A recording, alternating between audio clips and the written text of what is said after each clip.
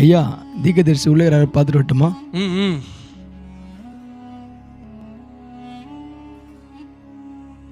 ஐயா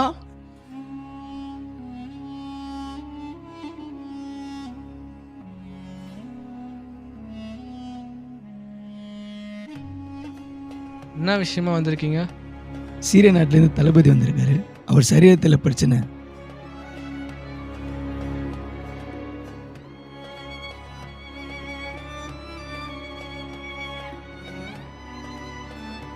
அவரை போய் யோர்தான் நதியில் 7 தரம் மூழ்கி எழுந்து போக சொல்.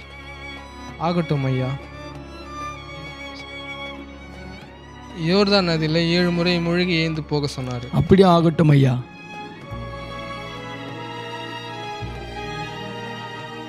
யோர்தான் நதியில் 7 தடவை மூழ்கி எழுந்து போக சொன்னார். எவ்வளோ முயற்சி பண்ணிட்டோம், இந்த தடவை முயற்சி பண்ணி பார்த்துடலாம். ம்.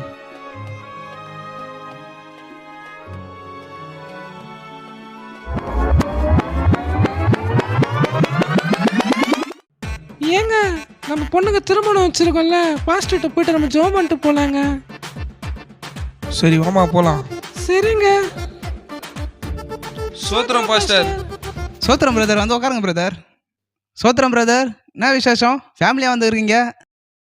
இல்லை பாஸ்டர், எங்கள் பொண்ணுக்கு மேரேஜ் பண்ணலான்னு முடிவு பண்ணியிருக்கிறோம். அதான் உங்ககிட்ட ஆலோசனை கேட்கலான்னு வந்தோம். ரொம்ப நல்லது பிரதர். கர்த்தர் உங்கள் திருமண காரியத்தை எல்லாத்தையும் வாய்க்க பண்ணுவார்.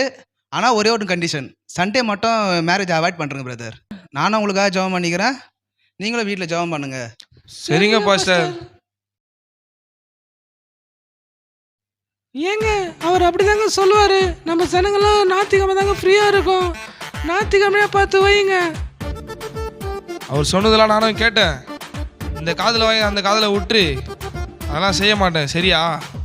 சரிங்க.